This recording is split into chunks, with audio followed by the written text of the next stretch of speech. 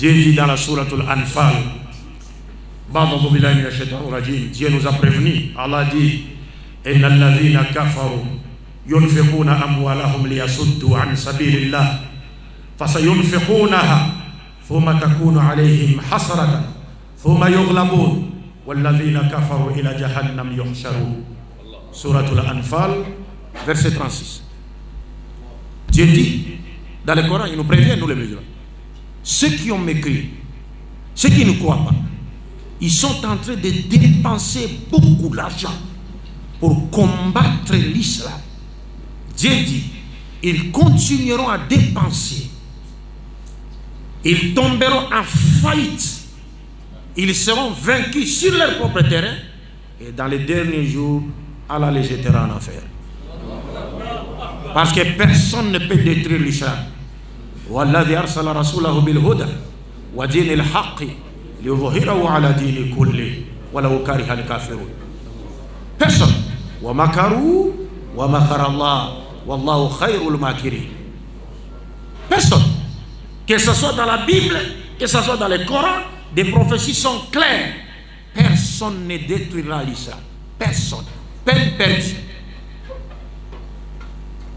Parce qu'aujourd'hui, vous venez de constater, si l'islam n'était pas vrai, les attaques lancées aujourd'hui, depuis que l'islam a existé jusqu'à ce jour, contre l'islam, si l'islam n'était pas vrai, on n'aurait plus parlé de l'islam.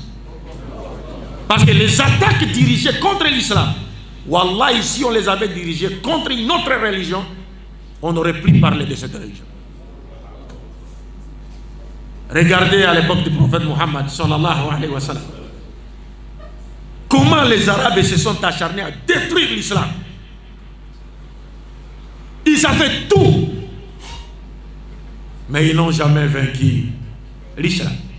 Jusqu'à ce qu'Abu Sufyan, après avoir été vaincu par le prophète, il dit au prophète Mohammed, oh Mohammed, si celui que tu adores était faux, on t'aurait vaincu. On t'aurait vaincu. Et c'est là-bas que Dieu a prévenu tous les koufars à partir de la Mecque.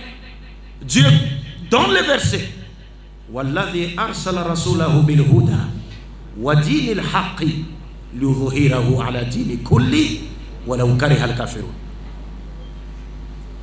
Il défie encore dans le Coran.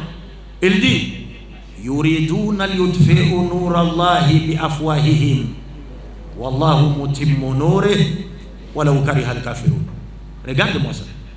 Donc Dieu veut nous montrer à travers ce verset qui a été révélé à l'époque du prophète Mohammed, et l'islam qui est universel, et Mohammed dont la mission est universelle. Dieu nous montre à travers ce verset que de même qu'on a combattu l'islam dans sa première période, l'islam qui a été enseigné par Mohammed, mais cet islam a vaincu ses adversaires, ainsi il en sera de ceux qui combattront l'islam dans le futur. Ils seront vaincus comme les polythéistes de la Mecque ont été vaincus.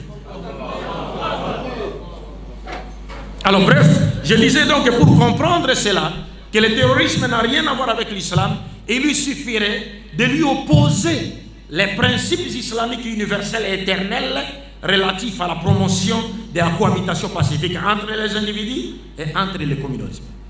Il y a 7 à 8 principes islamiques pour favoriser la cohabitation pacifique.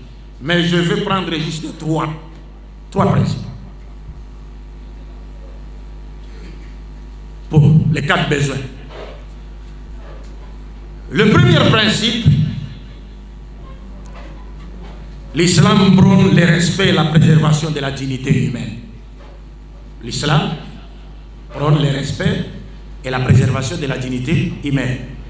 Vous savez, Dieu, lorsqu'il parle de l'être humain dans le Coran, insan,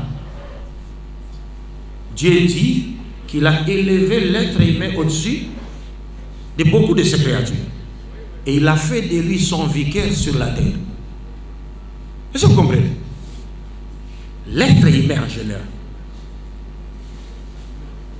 Dieu lui donne cette place-là, cette valeur. C'est pourquoi on doit respecter l'être humain, qui qu'il soit, quelle que soit sa religion. Bien qu'il n'y a qu'une seule religion, nous viendrons, on a vu ça, mais on va voir pourquoi dans la suite. On doit respecter l'être humain. Et je vous ai donné l'autre fois un exemple. Le prophète a vu passer les cortèges funéraires d'un juif qui était mort. Le prophète ne savait même pas que c'était un juif. Le prophète s'est tenu debout. Il s'est mis debout.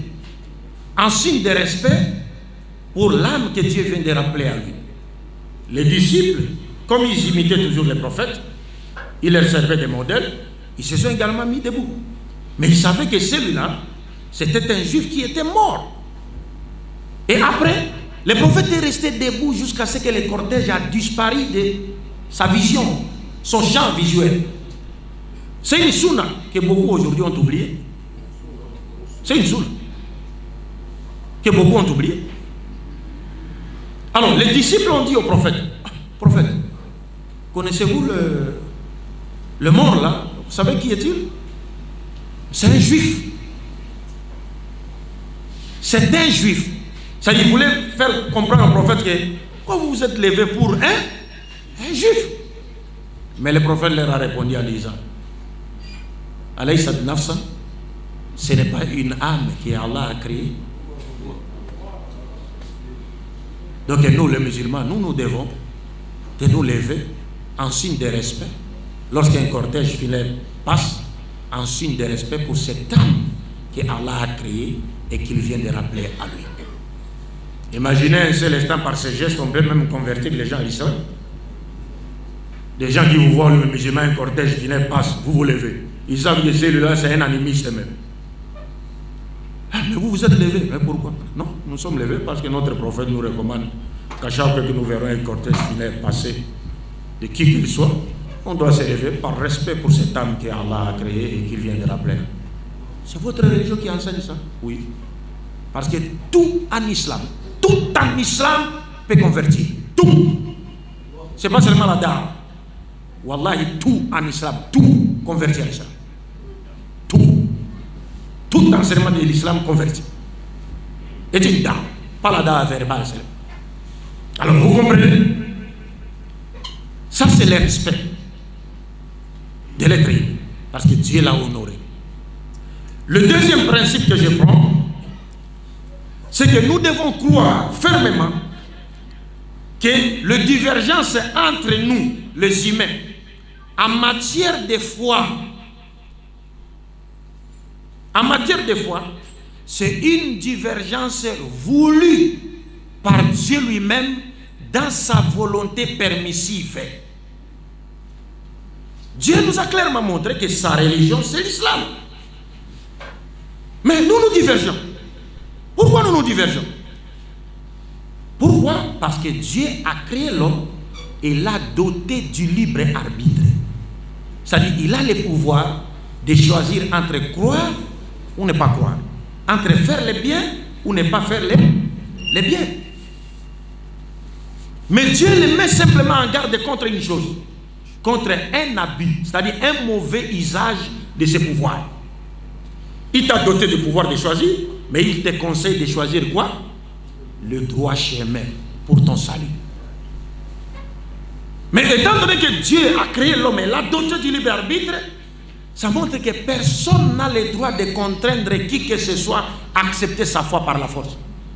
C'est pourquoi, dans le Coran, chapitre 10, verset 99 à 100, Dieu dit au prophète Mohammed, la paix de Dieu soit sur lui, وَلَوْ شَاءَ رَبُّكَ لَآمَنَ مَنْ فِي الْأَرْضِ كُلُّهُمْ جَمِيعًا أَفَأَنْتَ تُكْرِهُ النَّاسَ حَتَّى يَكُونُوا مُؤْمِنِينَ وَمَا كَانَ لِنَفْسٍ أن تؤمن إلا بإذن الله ويجعل الرجس على الذين لا يعقلون.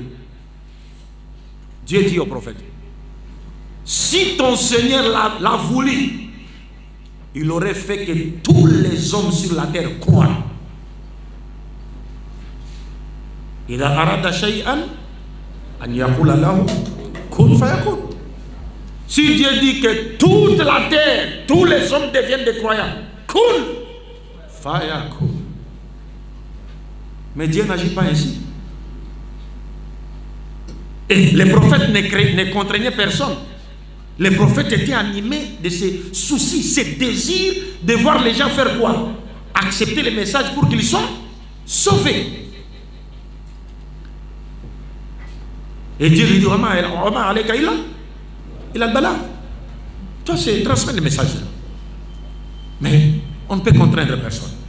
Dieu ajoute encore dans la sourate Hud, il dit, وَلَوْ شَاءَ رَبُّكَ لَجَعَلَ النَّاسَ أُمَّةً وَاحِدًا وَلَا يَزَالُونَ مُخْتَلِفِينَ. Si Dieu avait voulu, il aurait fait que tous les hommes constituent une seule communauté. Et il s'adresse même à nous les croyants. Il dit, أَفَلَمْ يَيْأَسِ الَّذِينَ آمَنُوا أَنْ لَوْ يَشَاءُ اللَّهُ لَهَدَى النَّاسَ جَمِيعًا. Est-ce que les croyants ne savent-ils pas que si Dieu voulait, il aurait dirigé tous les hommes vers le droit chemin? Libre arbitre. Dieu respecte le libre arbitre, mais il te met en garde contre un mauvais usage du libre arbitre. Parce que si tu ne fais pas un bon choix, au dernier jour tu te retrouveras où? En enfer. Et Dieu termine cette partie, dit, je termine avec cette partie parce que c'est un peu long. Dieu dit dans le Coran, La ikraha fi din. Qad tabayyana ar-rushd min al-ghayy. Il n'y a pas de contraintes en matière de religion, car la voie de l'erreur est distincte de la voie du droit chemin. Regarde ce verset. La ikraha fi din. Imam Qurtubi, rahimahullah, dans son tafsir, il dit que ce verset a été révélé lorsque un papa animiste qui avait 2 fils, 2 enfants chrétiens, lui s'est converti à l'islam. Maintenant, il a voulu contraindre ses 2 enfants à embrasser l'islam. Et heureusement pour lui, il est allé d'abord demander ses renseignements auprès du prophète. Il a dit au prophète, mais moi je me suis converti à l'islam, j'ai mes 2 enfants qui sont des chrétiens, mais je voudrais les contraindre à devenir musulmans. Le prophète lui a cité ce verset. Là, il grave. Il n'y a pas de contrainte en matière de religion. C'est-à-dire un père qui nourrit, qui élève, qui achète les habits, qui fait tout. Il a le pouvoir sur les enfants. Il peut dire, toi fais ça. Mais le prophète lui dit, là il grave. Non, laisse-les. Transmets la parole. S'ils acceptent, ils acceptent. Il ne faut pas les contraindre par la force. Alors ce verset est plus que révélateur. Parce que quand Dieu dit dans le Coran, il n'y a pas de contraintes en matière de religion. Dieu protège des personnes par ce verset. Il protège le musulman pour qu'il ne se constitue pas un agresseur qui irait dans le sens de contraindre les choses à accepter quoi? Sa religion. Et il protège aussi le non-musulman qui n'a pas cru volontairement à l'islam d'être victime d'agression de la part de qui? D'un musulman violent. La ikraha fi din. Donc nous devons croire que toutes les religions, parce qu'elles existent sur la terre, qui existent sur cette terre, nos divergences qui existent et qui sont la cause de notre mauvais choix, des mauvais usages du pouvoir de choisir, du libre arbitre, tout cela existe par la permission de Dieu, la volonté permissive de Dieu. Mais Dieu met toujours un accent de dire à ceux-là qui appartiennent à d'autres religions que la religion aux yeux de Dieu, c'est quoi? C'est l'islam. Inna dina indallahi al-islam. Donc il faut qu'on leur transmette le message pour qu'ils découvrent l'islam et se rendent compte de quoi? De leur égarement. C'est pourquoi le prophète dit Walladhi nafsu Muhammad biyadi la yasma'u bi ahadun min hadhihi al-umma yahudiyyun wala nasraniyyun thumma yamut wa lam yu'minu billadhi ursiltu bihi illa kana min ashabin nar. Le prophète dit, je jure par celui entre les mains de qui repose mon âme, c'est-à-dire ma vie, il jure par Dieu que si une personne, quelqu'un de cette communauté, la dispensation prophétique de Muhammad, qui commence avec le début de sa mission jusqu'au Yawm al-Qiyam, si quelqu'un attend parler de moi, dans le sens de Bayan, la parole lui est arrivée, on lui a exposé la vérité, et non il attend parler de Muhammad, toi tu es chez toi dans ta parcelle, tu dis Muhammad Rasulullah, et tu veux que les non-musulmans qui est dans sa parcelle puissent croire en lui. Non, Tu lui as exposé la vérité. Il a écouté. Le prophète dit, si c'est un juif ou chrétien, il a entendu parler de moi. On lui a parlé de moi. On lui a parlé de moi. On lui a présenté le message. Mais s'il refuse de croire et il meurt dans la mécréance, sa place ne sera que l'enfer. Ça, tous les prophètes, c'était comme ça. Même Nabi Issa, lorsqu'il est venu, il a dit aux Juifs dans Jean 15, il dit, si je n'étais pas venu et que je ne vous ai pas parlé, vous n'auriez pas péché. Mais comme je suis venu et je vous ai parlé, mais vous avez refusé de croire, vous êtes jugés. Ça dit, même si les Juifs étaient sincères dans leur foi en Moïse, qui était un vrai prophète de Dieu, mais étant donné qu'ils ont refusé de croire en Jésus, s'ils meurent dans la mécréance, ils vont en enfer. Parce que la volonté de Dieu veut que nous respections la chaîne prophétique en croyant en tous les messagers de Dieu. Ça, c'est sur le plan vertical. C'est pourquoi j'ai dit ici, sur le plan horizontal, un Malien qui s'élève, qui dit Ibeka n'est pas mon président. Quel sera son sort? Il tient des propos publiquement. Il défie. Mais on doit l'arrêter. Ça, c'est sur le plan horizontal. Et cela va de même sur le plan vertical. Lorsqu'on refuse de croire à un messager de Dieu. Donc, nous devons croire en cela et contredire cette parole d'Allah, c'est ramer à contre-courant. C'est contredire les enseignements purs de l'islam. Il faut faire passer le message. Nous, les musulmans, nous n'avons que le devoir sacré de faire passer le message de l'islam. Libre aux gens qui nous écoutent de croire ou de ne pas croire. C'est de la faire. Nous, c'est de transmettre quoi?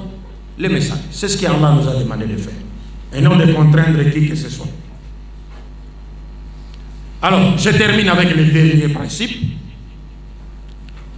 Nous devons savoir que chaque être humain, quelle que soit son origine et sa tendance religieuse, politique ou autre, a droit à la vie. A droit à la vie. Chaque être humain, quelle que soit sa tendance politique, religieuse, je ne sais pas moi quoi, quelle que soit son origine, chaque être humain a droit à la vie. C'est pourquoi dans le Coran, chapitre 5, verset 32, Dieu dit, celui qui tue une âme innocente, c'est comme s'il a tué toute l'humanité. Et celui qui sauve une âme, qui donne la vie à une âme, c'est comme s'il a sauvé toute l'humanité. Oui, tuer un seul être humain innocent, c'est comme si vous avez tué toute l'humanité. Et être la cause du salut d'un être humain, c'est comme si on a sauvé toute l'humanité. Vous comprenez ça? Et c'est pourquoi on dit même que le mensonge est permis même pour sauver la vie de quelqu'un. On dit que le mensonge est même permis pour sauver la vie de quelqu'un. C'est-à-dire, on est en train de poursuivre quelqu'un, on veut le tuer. Vous voyez la personne passer devant vous. Et vous savez que cette personne est poursuivie par des gens qui lui en veulent, qui veulent le tuer ou la tuer. Mais ils viennent vous demander. Ou alors vous êtes chez vous à la maison, on est en train de chercher un membre de votre famille pour aller l'exécuter. Et vous savez que ces gens sont venus les chercher pour aller l'exécuter. Vous allez faire quoi? Vous savez qu'il est dans la maison. Vous allez dire non, oui, papa est là. C'est ça. Vous allez dire ça? Non? Vous allez dire non, papa n'est pas là, papa est sorti. Il est parti telle place, telle place, telle place.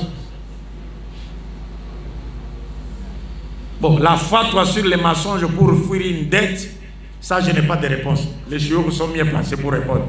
Parce qu'un papa peut dire à son fils, s'il arrive, j'ai sa dette. S'il me demande, dis-lui que je ne suis pas là. Mais il est dans la maison. Alors ça, il ne faut pas le dire, il faut pas dire ça aux petits enfants. Hein. Parce que quand tu dis au pasteur, si telle personne arrive, elle me demande, dis-lui que je ne suis pas là. Les petits enfants vont dire, papa m'a dit de vous dire, si tu arrives, il n'est pas là.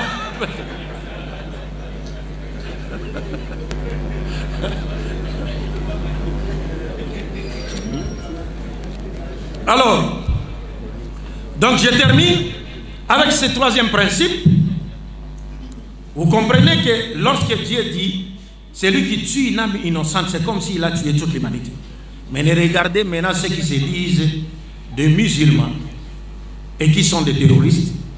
Regardez combien d'innocents ces gens n'ont pas tué.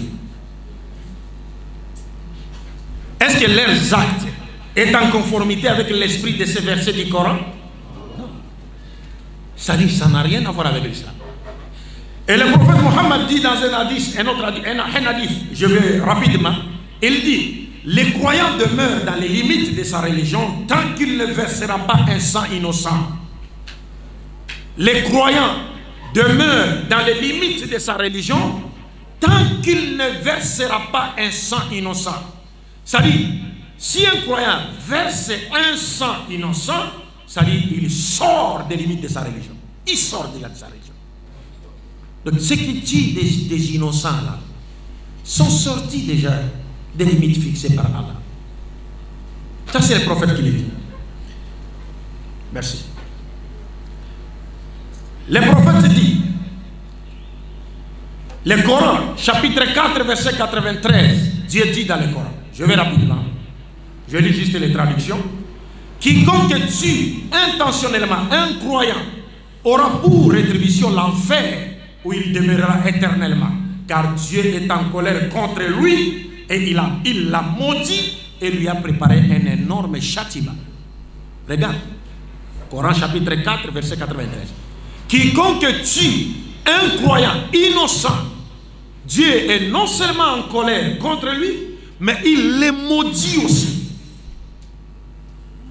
Et puis il les jettera éternellement en enfer pour avoir tué un seul croyant, innocent.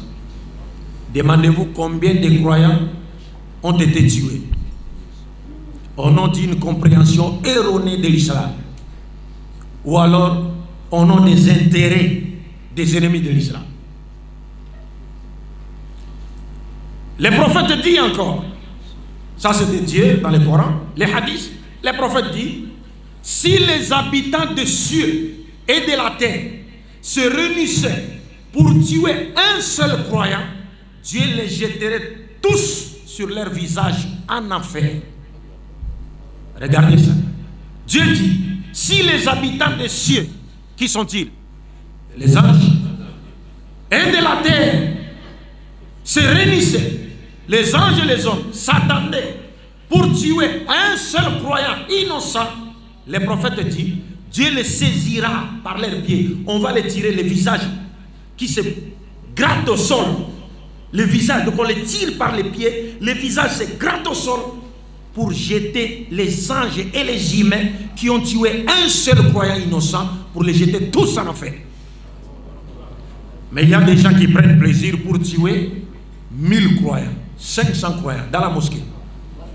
Ils mettent la bombe, les gens meurent. Et puis ils disent Allahu Akbar. Vous comprenez ça?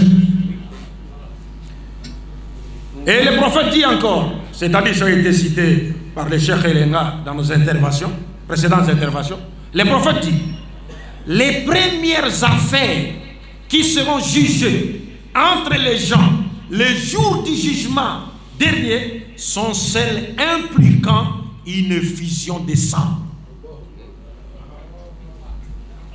Les affaires sur le plan vertical, la première chose sur laquelle nous serons interrogés, c'est la prière.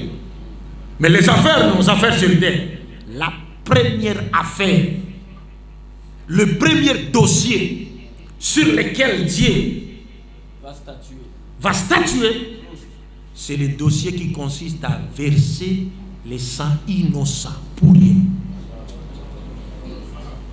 Est-ce qu'un musulman qui connaît ces textes peut se permettre d'aller verser, tuer des innocents? C'est vous comprenez? Et je termine, mes chers frères et sœurs, par cette parole du prophète Muhammad sallallahu alayhi wa sallam lors de son pèlerinage d'adieu. Le prophète, qu'est-ce qu'il nous a dit? Il dit ceci: considérez la vie et les biens d'autrui comme sacrés. Retournez à leurs propriétaires les biens qui vous ont été confiés. Ne causez des torts à personne, afin que personne ne vous cause de tort. Et rappelez-vous que vous rencontrerez votre Seigneur et que vous devrez rendre compte de vos actions. Les prophètes nous montrent clairement que la vie et les biens d'un être sont sacrés. Alors, que dire des actions que nous voyons aujourd'hui qui sont posées au nom de l'islam? Ils n'ont rien à voir avec l'islam. Mais comme il y a des gens qui sont également derrière pour attiser cela, parce qu'il y a des... Vous pouvez rentrer sur le net, il y a des déclarations faites par des grands hommes politiques aujourd'hui qui vous parlent de ceux qui sont derrière. Et vous regardez aussi la vidéo de M. François Asselineau en France, qui était l'un des candidats malheureux au présidentiel en France, qui a parlé du terrorisme en France. Il a montré que le terrorisme lié à l'islam, c'était 0%. 0%. Mais on parle toujours de l'islam. Toujours de l'islam. Wa makaru, wa makar Allah. Wallahu khayrul makirin. Walladhi arsala rasulahu bil huda wa dinil haqqi liyudhhirahu ala dini kulli walau kariha al kafirun. Mais nous, pour finir, que devons-nous faire? Que devons-nous faire? D'abord, la première chose, avant de chercher à réfuter ou à innocenter l'islam de tout ce qui se passe ou qui se fait injustement au nom de l'islam, la première chose, c'est que, mes chers frères et sœurs, nous devons penser à faire un retour sincère vers les vraies valeurs spirituelles et morales de l'islam. Parce que le prophète nous dit: celui qui vivra parmi vous verra beaucoup de contradictions entre les musulmans, beaucoup de divergences. La solution, c'est quoi pour pallier à ces contradictions et divergences? Et qu'est-ce qui a occasionné ces contradictions et divergences? Le prophète a indiqué ça à la fin. Il dit: toute innovation, je vous mets en garde contre les innovations en matière de religion. Donc dans l'esprit théologique du prophète, de l'hadith, le prophète nous montre que ces divergences et contradictions auront pour cause quoi?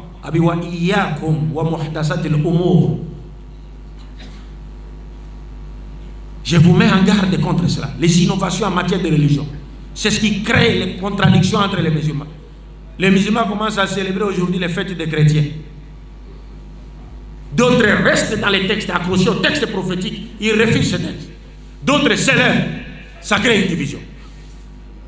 Ça crée une division.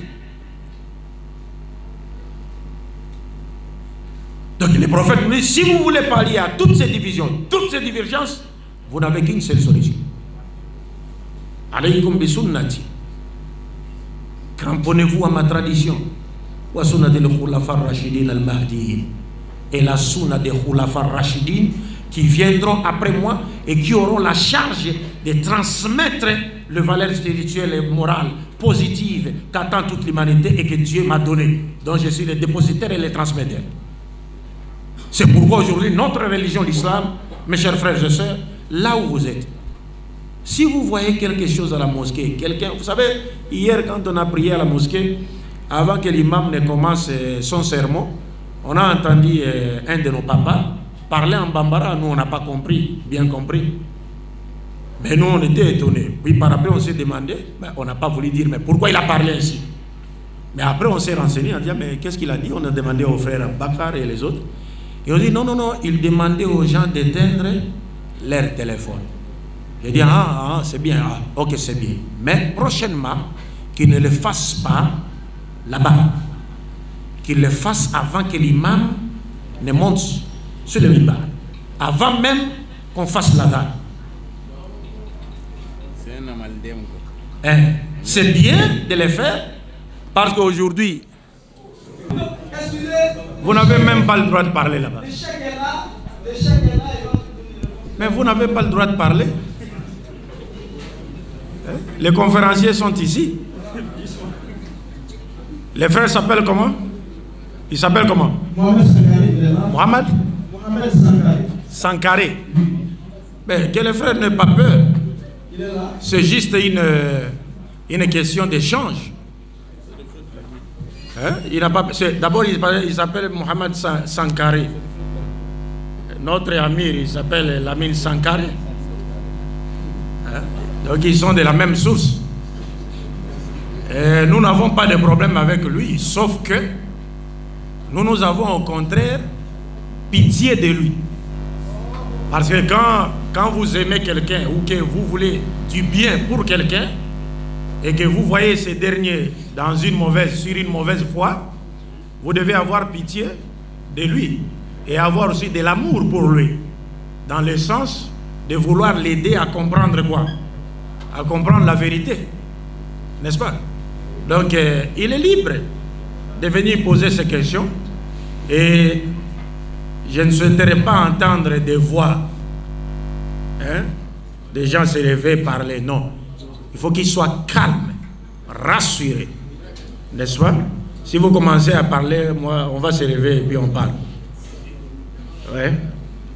Parce que là, entre nous et lui, c'est comme une opposition entre Dieu et Satan. C'est-à-dire, Satan est derrière lui et Dieu est avec nous. C'est pas que lui est Satan. Lui, il n'est pas Satan. Parce que c'est Satan qui cherche à faire quoi? À égarer les gens. Mohammed est venu. Il a dit qu'il est le dernier prophète. Il a dit que Nabi Isa va venir. Mais lui, il ne croit pas en cela. Les versets le disent du Coran.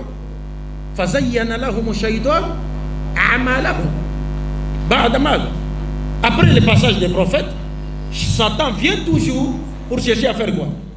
À égarer les gens. Donc notre frère Mohamed Sankaré, elle est bienvenue. Et nous sommes là pour recevoir, noter ces questions, Inch'Allah. Et nous allons essayer de nous échanger la connaissance et aussi dans les limites de notre connaissance. Inch'Allah. Salam alaikum.